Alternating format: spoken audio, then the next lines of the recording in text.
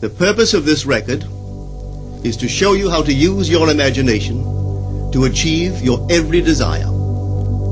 Most men are totally unaware of the creative power of imagination and invariably bow before the dictates of facts and accept life on the basis of the world without. But when you discover this creative power within yourself, you will boldly assert the supremacy of imagination and put all things in subjection to it. When the man speaks of God in man, he is totally unaware that this power called God in man is man's imagination. This is the creative power in man. There is nothing under heaven that is not plastic as potter's clay to the touch of the shaping spirit of imagination. Once a man said to me, "You know, Neville, I love to listen to you talk about imagination. But as I do so, I invariably touch the chair with my fingers and push my feet into the rug just to keep my sense of the reality and the profundity of things." Well, undoubtedly he is still touching the chair with his fingers and pushing his feet into the rug.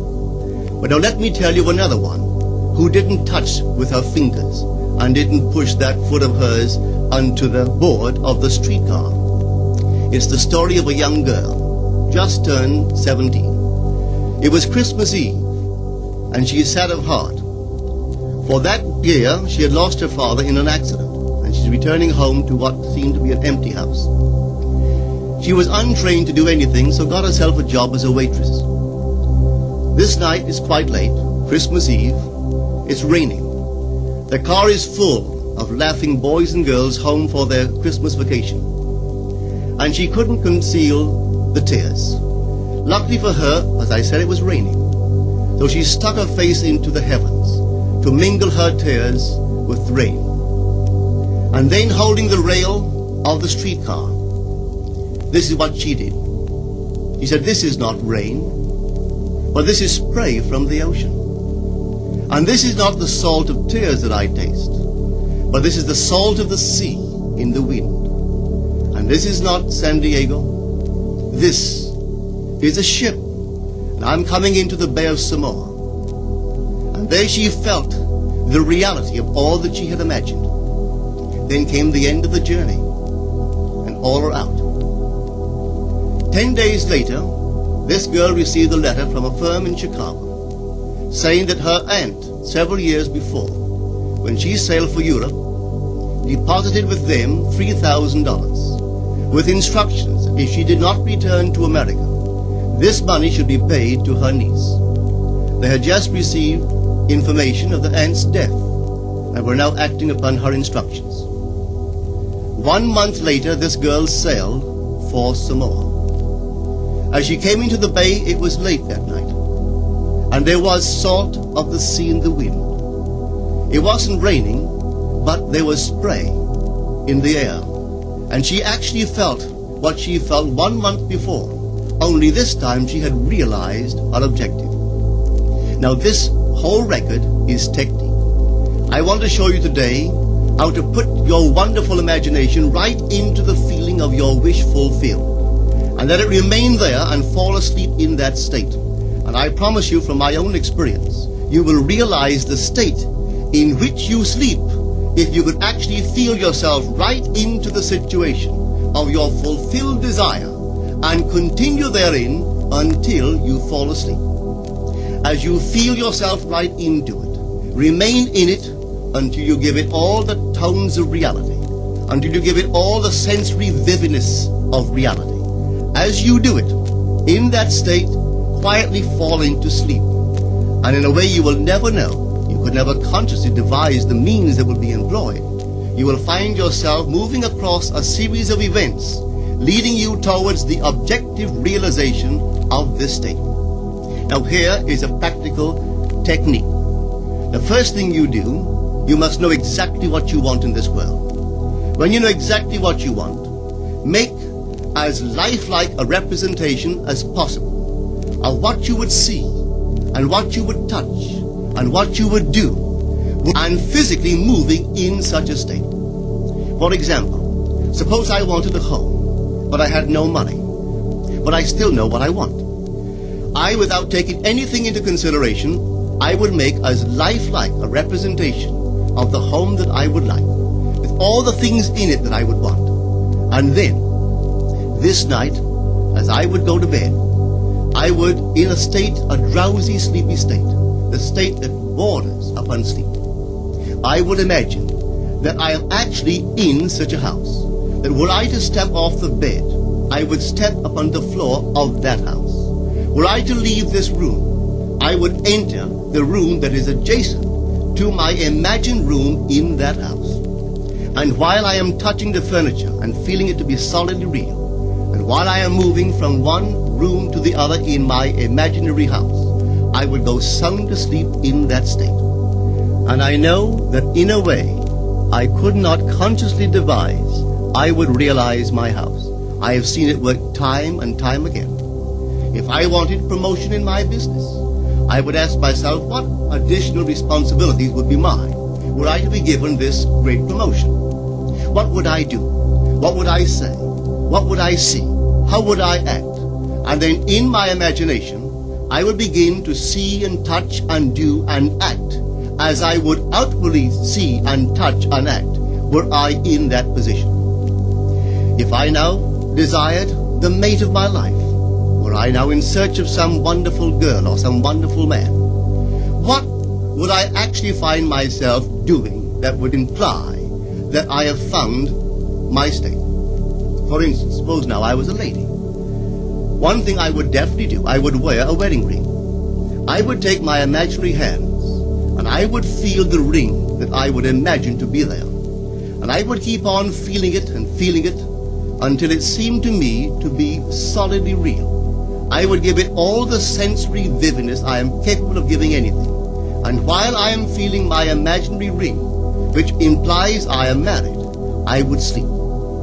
This story is told us in the Song of Songs, or the Song of Solomon. It is said, at night on my bed, I sought him whom my soul loveth. I found him whom my soul loveth. And I would not let him go until I brought him into my mother's house, right into the chamber of her that conceived me. If I would take that beautiful poem and put it into modern English, into practical language, it would be this. While sitting in my chair, I would feel myself right into the situation of my fulfilled desire. And having felt myself into that state, I would not let it go. I would keep that mood alive, and in that mood, I would sleep. That is, taking it right into my mother's chamber, into the chamber of her that conceived me. You know, people are totally unaware of this fantastic power of the imagination. But when man begins to discover this power within him, he never plays the part that he formerly played. He doesn't turn back and become just the reflective life. From here on in, he is the affecter of life. The secret of it is to center your imagination in the feeling of the wish fulfilled and remain therein.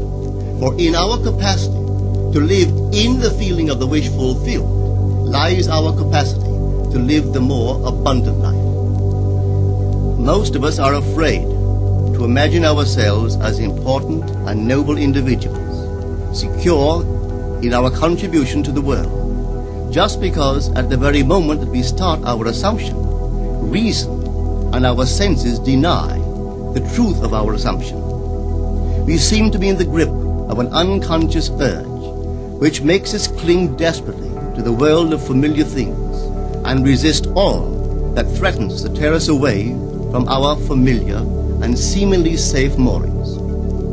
But I appeal to you to try it. If you try it, you will discover this great wisdom of the ancients, for they told it to us in their own strange, wonderful, symbolical form. But unfortunately, you and I misinterpreted their stories and took it for history when they intended it as instruction to simply achieve our every objective. You see, imagination puts us inwardly in touch with a world of states. These states are existent, they are present now, but they are mere possibilities while we think of them. But they become overpoweringly real when we think from them and dwell in them. You know, there's a wide difference between thinking of what you want in this world and thinking from what you want. Let me tell you, when I first heard of the strange and wonderful power of the imagination, it was in 1933 in New York City. An old friend of mine taught it to me. He turned to the 14th of John, and this is what he read. In my Father's house are many mansions. If it were not so, I would have told you. I go to prepare a place for you. And if I go and prepare a place for you, I will come again and receive you unto myself, that where I am, there ye may be also. He explained to me that this central character of the Gospels was human imagination. That mansion was not a place in some heavenly house, but simply my desire. If I would make a living representation of the state desired, and then enter that state and abide in that state, I would realize it. At the time, I wanted to make a trip to the island of Barbados in the West Indies, but I had no money. He explained to me that if I would that night, as I slept in New York City, assume that I was sleeping in my earthly father's house in Barbados, and go sound asleep in that state, that I would realize my trip. Well, I took him at his word and tried it. For 1 month, night after night, as I fell asleep, I assumed I was sleeping in my father's home in Barbados. At the end of my month, an invitation from my family came, inviting me to spend the winter in Barbados. I sailed for Barbados the early part of December of that year. From then on, I knew I had found this Savior in myself. The old man told me that it would never fail. Even after it happened, I could hardly believe that it would not have happened anyway. That's how strange this whole thing is. On reflection, it happens so naturally. You begin to feel or to tell yourself, well, it would have happened anyway. And you quickly recover from this wonderful experience of yours. It never failed me if I would give the mood, the imagined mood, sensory vividness. I could tell you unnumbered case histories to show you how it works. But in essence, it's simple. You simply know what you want. When you know what you want, you're thinking of it. That is not enough. You must now begin to think from it. Well, how could I think from it? I am sitting here, and I desire to be elsewhere. How could I, while sitting here physically, put myself in imagination at a point in space removed from this room and make that real to me? Quite easily. My imagination puts me in touch inwardly with that state. I imagine that I am actually where I desire to be. Now, can I tell that I am there? There is only one way to prove that I am there.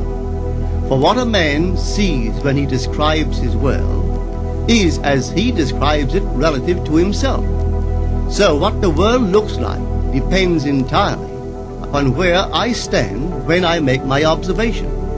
So if, as I describe my world, it is related to that point in space I imagine that I am occupying, then I must be there. I am not there physically, no, but I am there in my imagination. And my imagination is my real self. And where I go in imagination and make it real, there I shall go in the flesh also. When in that state I fall asleep, it is done. I have never seen it fail. So this is the simple technique on how to use your imagination to realize your every objective.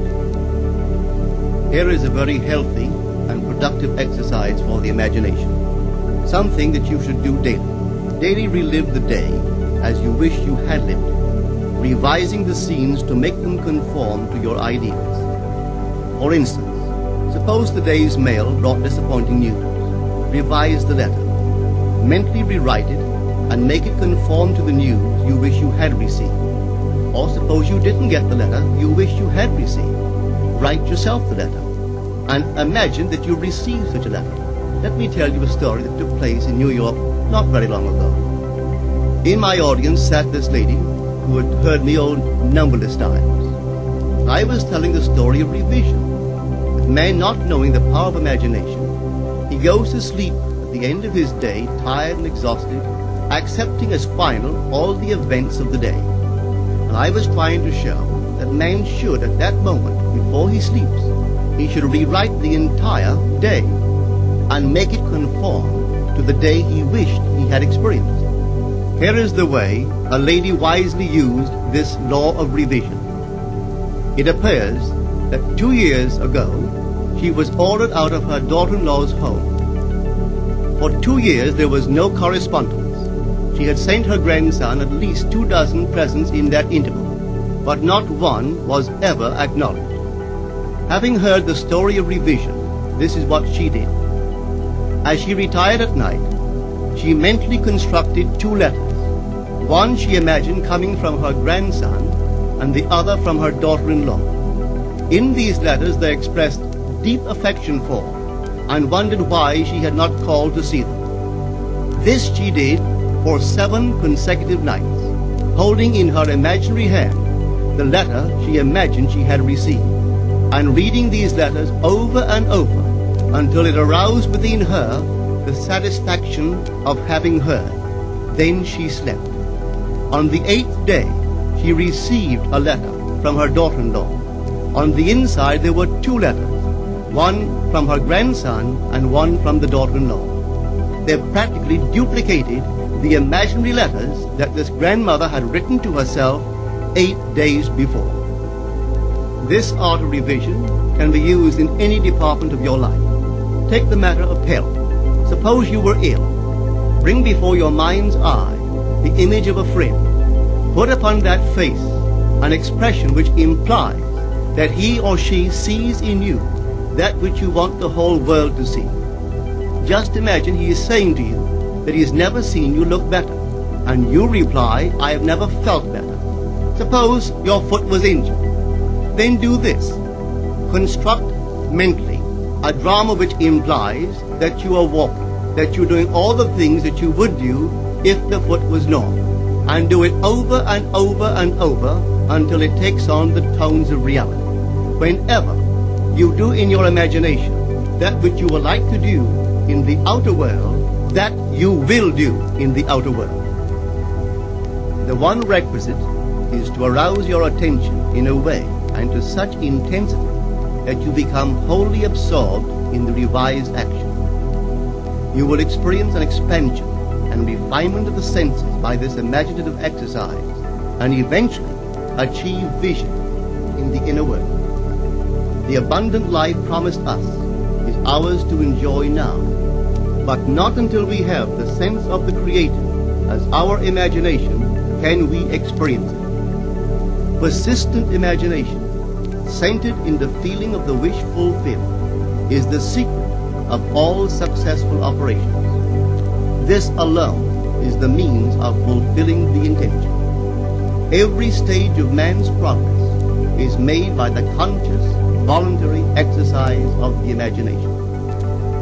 Then you will understand why all poets have stressed the importance of controlled, vivid imagination. Listen to this one by the great William Blake. In your own bosom you bear your heaven and earth, and all you behold, though it appears without, it is within, in your imagination, of which this world of mortality is but a shadow. Try it, and you too will prove that your imagination is the creator.